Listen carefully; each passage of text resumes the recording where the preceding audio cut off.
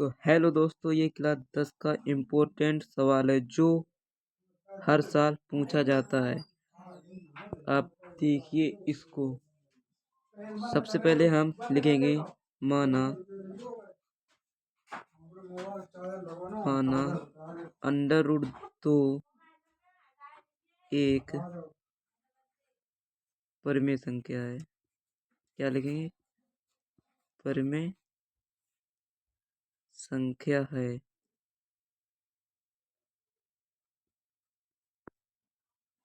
सबसे पहले आपको ये लिखना है कि आपने मान लिया अंडर रूट 2 एक कैसी संख्या है? परिमेय संख्या है। आप लोगों ने ये मान लिया। फिर आप क्या करेंगे? फिर आप लेंगे अंडर रूट 2 अंडर रूट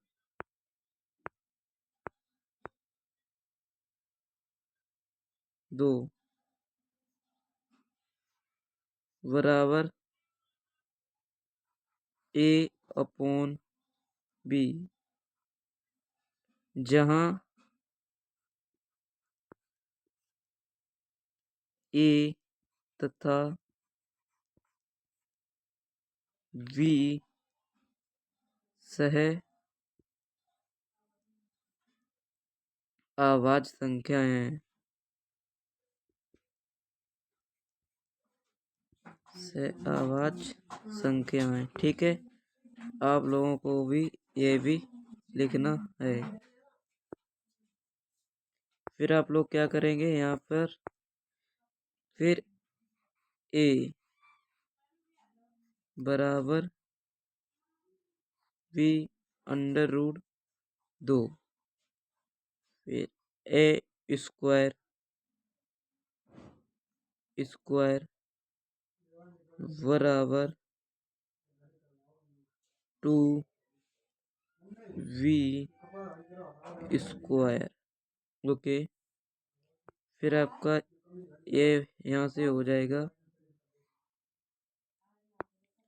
फिर आप क्या करेंगे? आपका इतना होगा। फिर आप लिखेंगे अर्थात। फिर आप क्या लिखेंगे?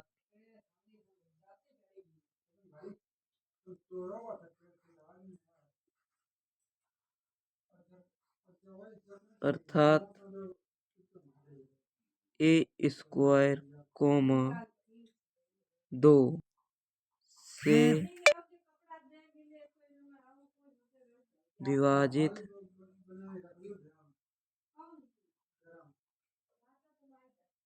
विभाजित है, तब 2 ए को भी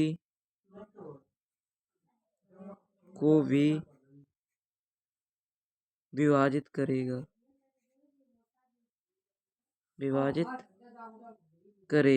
ठीक है।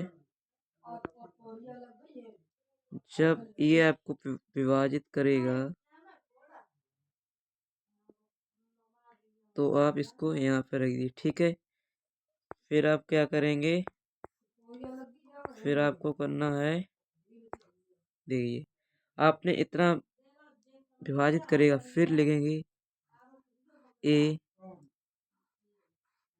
ए बराबर 2c, जहाँ c एक क्या है? पूर्णांक है। जहाँ c एक पूर्णांक है। ओके। ये बहुत सरल भाषा लिखा रहा हूँ मैं आपको। जहाँ c एक पूर्णांक है, ठीक है।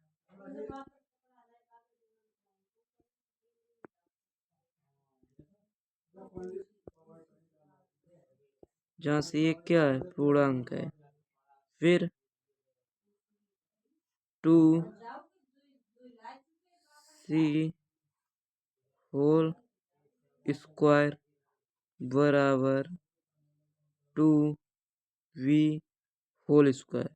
तो इसका होल स्क्वायर करेंगे तो आ जाएगा 4c होल स्क्वायर बराबर 2b होल स्क्वायर। ठीक है, तब हम इससे कॉमन लेंगे। तब आपको समझ में आता, तब हम इससे कॉमन लेंगे यहाँ पर। तो यहाँ देखिए 2 से 2 कैंसिल, यहाँ क्या बचेगा 2c स्क्वायर बराबर v स्क्वायर। ठीक है, यहाँ पर 2c स्क्वायर बराबर v स्क्वायर बचेगा आपका। तो फिर आप फिर क्या लिखेंगे, आपका इतना तो बच चुका है। ठीक, फिर आप लिखेंगे अर्थात, आप क्या लिखेंगे फिर अर्थात, फिर आप लिखेंगे, फिर आप एक यहाँ पर मेरी परिभाषा याद करेंगे, अर्थात v स्क्वायर कॉमा 2 से 2 से विभाजित होता है, इसलिए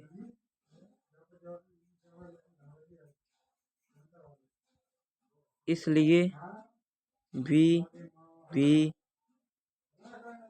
विभाजित होगा। ठीक है, इसलिए भी विभाजित होगा। ठीक है, ये आप यहाँ पर रखिए, यहाँ पर। फिर आपको क्या करना है, फिर आपको आगे कुछ नहीं, फिर आप लिखें अतः ए तथा बी में कम से कम एक उभयनिष्ठ गुणनखंड 2 है, जो आपका यह है। यहाँ पर लिखें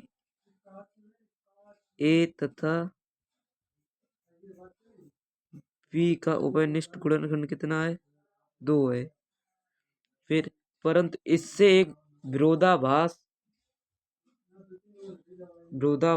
उत्पन्न होता है या विरोधाभास होता है, तब ए तथा बी सहभाज्य हैं।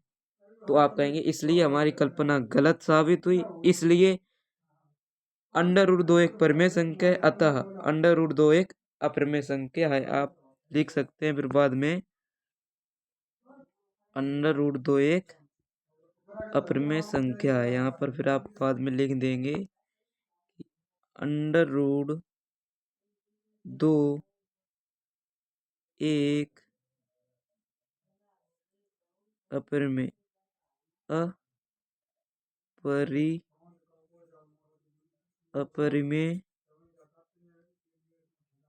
संख्या है। ठीक है, फिर आपका हो जाएगा √2 एक अपरिमेय संख्या है। ठीक, आप यही मेरी परिभाषा याद रखें, आप ये बहुत सही परिभाषा है।